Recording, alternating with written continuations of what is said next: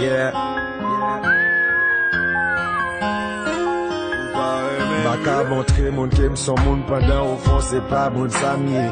Montre que moi riche pendant pour manger c'est nan mande. Baka di moun non même les mba genyen ça yo vin mande. Bataka genyen pour m'cacher pour m'décider vivre nan mal. Si frère m'sofle m'fait, si tout ça m'fait ici va pas bon pour moi.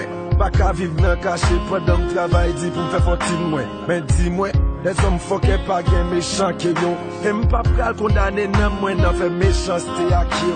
Ou pauvre yo gado mal et l'on vin riche y'a pas lo mal y'a prend passé ou pour yo bon calme. Ça yo pas contre calamito passé y'a cherché pas so mal. Mentalité nègre, c'est mentalité mec. Bon position yo li semble m'gen en pile. Mais pour m'te gen y'en te prend un pile temps pour m'te sembler. Sans yo pas connaît sous moi y'a voye monter. Mais cap derrière aller m'descendre c'est pas mec te voye monter. Parce que m'conne qui est moi et petite soyez passé m'songer. Si m'pas foncer mine moi nan mi temps yo. Faut que moi m'a bien marré pour marcher nan route piquant yo. Si m'pas vle boire ni manger nan men yo. Parce que gen nan yo m'konne qui a bam kou nan do. Si m'pas assuré chita chovin yo. Parce que moi si m'pas travail yo tout monde t'a viré do.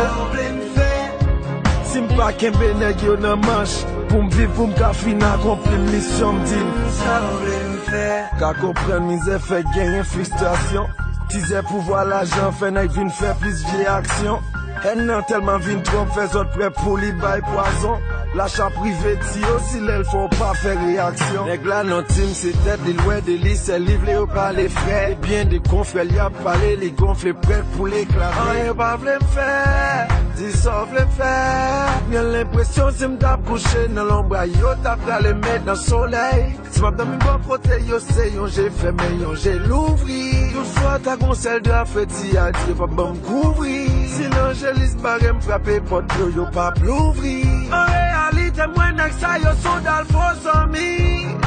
Sauve le pain. Sous un vide si t'es sorti pour moi écraser briser. Sauve le pain.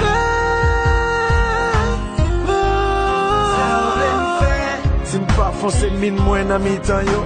Faut que moi m'a bien marré pour marcher nan route piquant yo. Si m'pas vle boire ni manger nan men yo. Parce que gen nan yo m'konne qui a bam kou nan do. Si m'pas assuré chita chovin yo. Parce que moi si m'pas travail yo tout monde a viré do. Si m'pas kembe nèg yo nan manche. Pour m'vivre pour m'cafine accomplir mission m'dine.